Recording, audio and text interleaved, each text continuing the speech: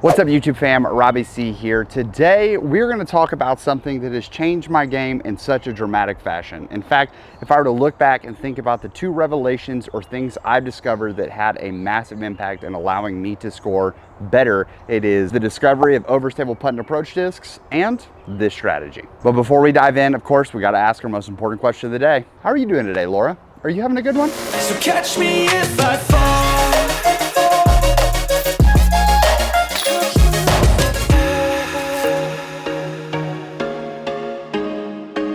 I recently made a video talking about approach shots, and in that video I made quite a controversial statement, according to some, saying that I thought that the Berg was like the training wheels of disc golf, and I still somewhat stand by that. But there was a comment actually made saying that they believe that the actual training wheels are overstable putt and approach discs. And the more that I thought about this, I think that is definitely true. Overstable putt and approach discs, and really overstable discs in general, like maybe say a felon, can cause you to sort of hide what you're doing. But what these discs do provide you is consistency in knowing what the disc is going to do. I think that's one of the reasons that an overstable putt and approach disc becomes such a reliable disc, is because I can throw it out there and know that it's going to fade pretty much every single time. And learning to lean on what a disc wants to do and what it should do is pretty big for allowing you to find that consistency in your disc golf game. So if you know me and you know my bag, my overstable putt and approach choice of disc is a pig, and I carry 3 of them at different stages of wear and tear inside of my bag. And I really love that like overstable 9-speed option, and I currently have 2 different felons riding in my bag as well. And I'm actually trying to decide between this one and the Saki Bomb like Supreme felon, because you know,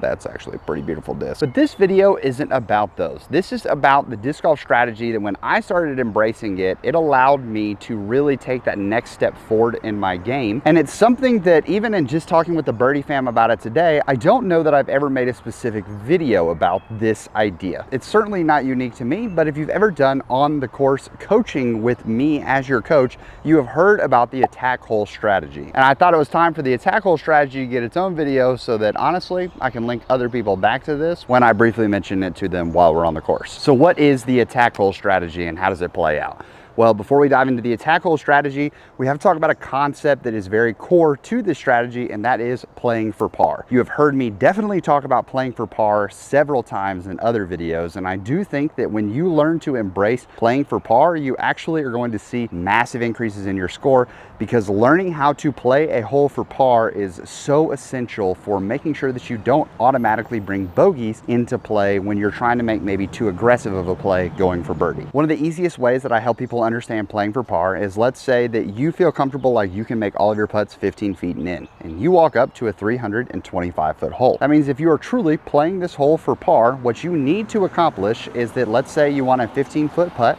That means you're going to add up this 325-foot hole. You're going to take 15 feet off of it. We're now at 310 feet. I'm then going to take that remaining 310 feet divided by the number of shots I still have available inside of par. So if it's a par 3, I have 310 feet that I need to cover in 2 shots, which means that I'm really only looking to throw 2, what's that, 150 feet would be 130. It means that I'm only looking to throw 2 155-foot shots. When you break that down, there are so many of you who were watching this video that can throw a 155-foot shot with complete accuracy, and yet you're walking into 325-foot holes and you are taking bogeys repeatedly. And I think it may be because you're trying to max flex shot this mamba out into the distance so that you can maybe have a look for that birdie. But in trying to max flex distance this shot, you're actually going to let it ride out. You're not going to put enough ante on it, and so it's going to be super nose up. It's going to fade out and end up in the rough over on the left side of the fairway, and now you have to pitch out, throw your upshot, and bada boom, bada bing, you're taking a 4. The concept of playing for par, especially when we break it down this way, can feel so rudimentary. But I promise you that this rudimentary attack is actually going to help you understand your limits inside of disc golf, which is where the attack hole strategy then thrives. So how does the attack hole strategy play out then? When we are thinking of an attack hole strategy, traditionally we're looking at 18 holes of the course. Depending on the division that you're playing in, this strategy needs to be adjusted. Let's say you're playing MPO. I've talked to multiple MPO players who would tell you that MPO is pretty much always a race for the birdies. But I'm pretty confident that 99% of you who are watching these videos are not playing in professional divisions. If you are, feel free to comment down below because happy to have you, and that way people can recognize your face if you want to offer help in other videos. Most of you watching are going to be in the novice, recreational, or intermediate divisions, and this is where this strategy really begins to shine. The beauty of playing for par is that when we play for par, sometimes we're still going to throw really great shots that end up netting us a birdie anyways. However, if we play for birdie, often that aggression can bring a bogey into play. For the attack hole strategy, you're going to pick around 5 holes with a maximum of 6. And these are holes that you believe that you can play for birdie or try to put birdie on the table. While playing for birdie, it may bring bogey into the picture, but it's a very low chance as opposed to other holes where maybe if I try to stretch it and play for that birdie, the bogey is definitely imminent because of what I'm trying to do. Great examples of this would be, let's say, like a 250-foot hole and you have 300 feet of distance. By disking up and pushing to the basket, you know that birdie potential is there. However, if you mess up your drive, par is still very achievable. Someone who actually has been embodying this whole strategy on the internet extremely well is Hunter up at Foundation. If you guys haven't been following along, he's been doing the Break 68 series out at New London.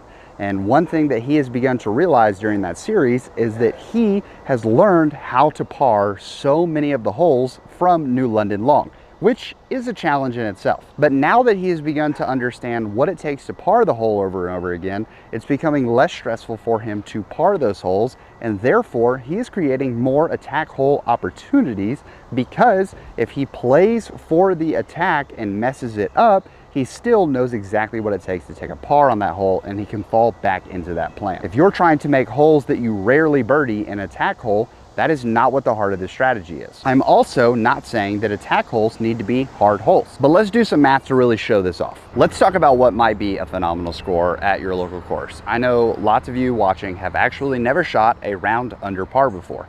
But what if I told you that all you had to do during the round was get half of your 5 attack holes? If you were to go out and you were to birdie 2 of the 5 holes that you've chosen to play a little bit more aggressively, and then every other hole you actually embrace the play for par strategy to its core, that means you're walking up to 300-foot holes and you're throwing 2 150-foot shots, dropping in your par, taking it away. This would be a very simple way to make sure that you can not only get your birdies, but you actually get to keep them as well, rather than throwing them away to bogeys and having the roller coaster round up and down of, okay, I took 5 birdies, 5 bogeys, and 8 pars, and that led me to an even par round. The other beauty of this strategy is that while you are trying to put your foot on the gas a little bit for the attack holes are not the only holes that you're allowed to birdie. I'm not saying that if you step up to a 240-foot hole that is a little trickier and you've decided that's not going to be an attack hole for you,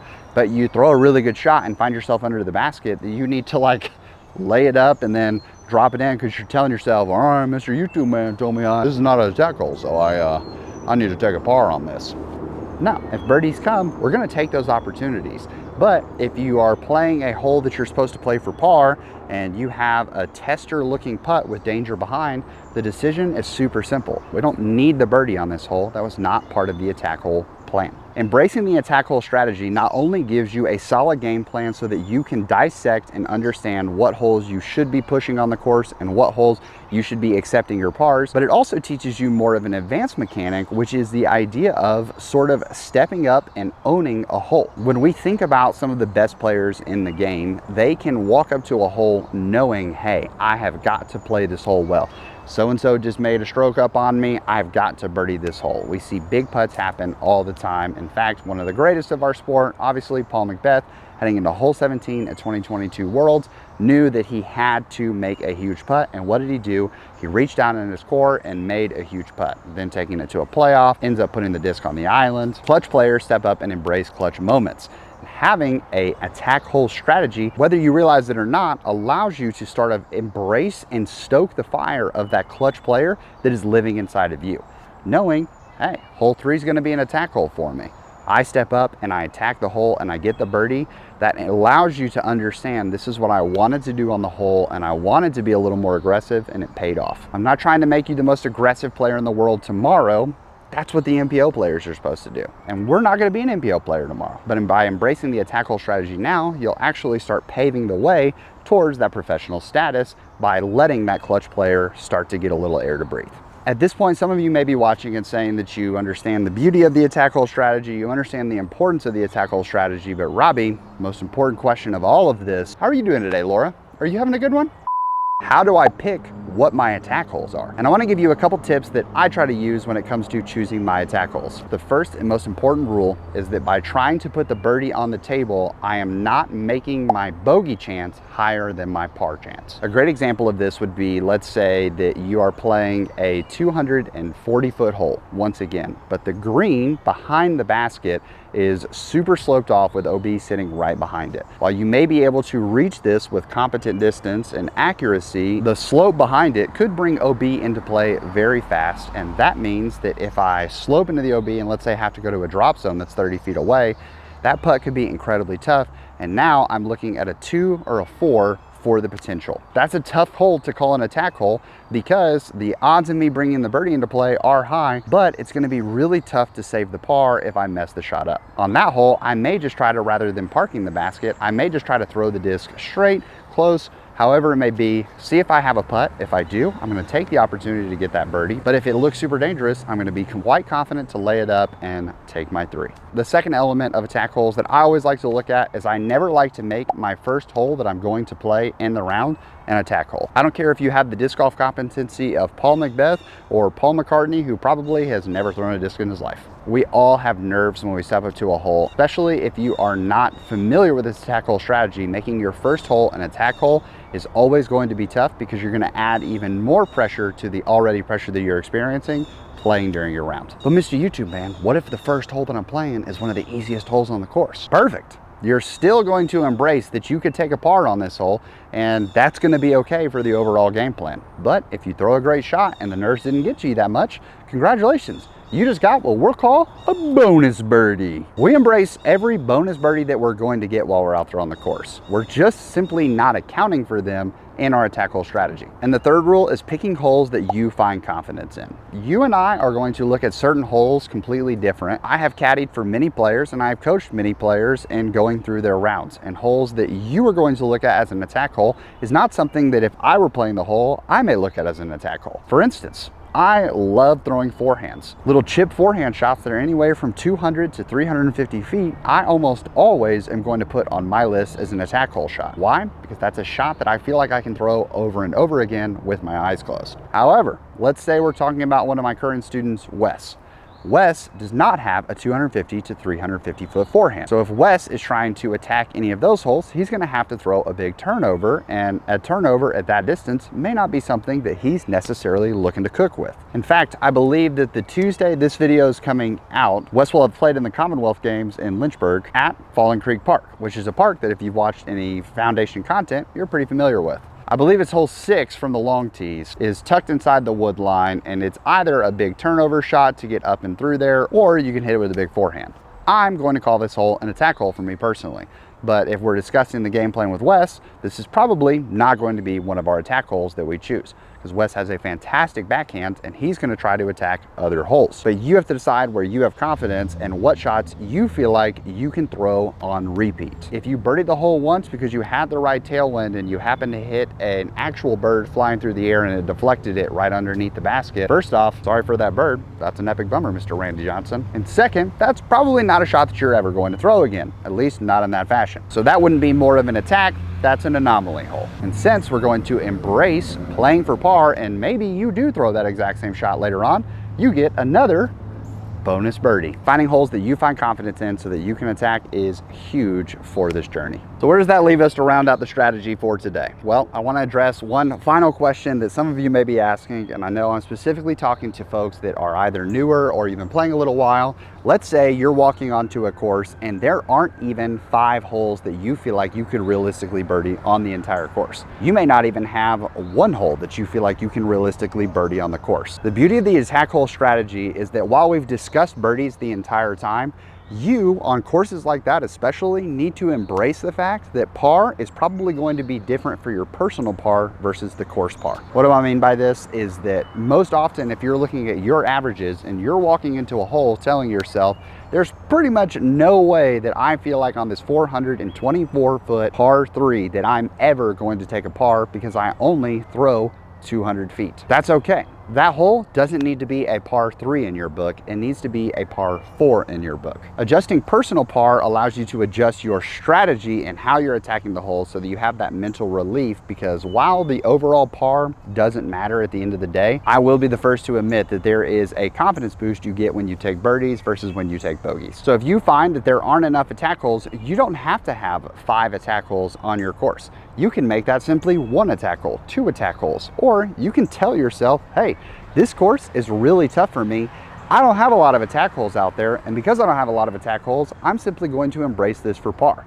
If you are playing a course that you can't designate any attack holes, that probably means that you are playing a course that is a little above your current skill level, and that's okay. You can still learn from that. You just have to attack the course a little differently. Now, as I get to the end of this in my head was going to be like a shorter video, but it's kind of gotten a little rambly. I think that's because I just am so passionate about this strategy, and I hear so many folks who get frustrated with their inability to score while they're out there on the course. And I want to tell you, coming from a quote that I've used a lot personally lately, but it is that my best thinking is exactly what got me here. A friend shared that quote with me, and I think that if you are someone who is constantly frustrated with how you're performing while you're out there on the course, and you're telling yourself, man, I just wish I could do this, I just wish I could do that, but then you keep doing your same strategy over and over again, give it a chance.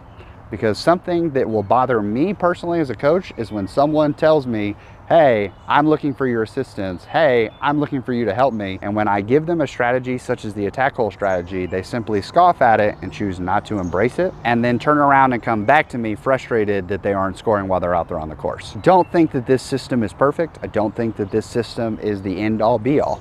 Absolutely, willing to acknowledge that. Kind of like vegetables, can't knock it until you try it. And I do think that this strategy will help you grow into a strong bones and a strong player. So that is going to wrap things up for today's video. I hope that was helpful, and I hope that if you get out there and embrace this strategy, that it actually does lower your scores quite a good bit. If you have questions, please feel free to ask them down below, because like I said, I can understand there are some nuances to this, and I would love to try to use this comment section to kind of refine this, because this is definitely a video that I think I'll be referring back to quite a bit here in the future. It is probably, other than the video that's coming out Thursday, which is another distance revelation, guys, it's a big week for like videos that I think are game changing. So hope you guys are ready. In the meantime, thank you as always for watching. I hope you guys have an amazing rest of your week, and that you can make it fantastic for someone else too. But for now, we're gonna leave you with the birdie.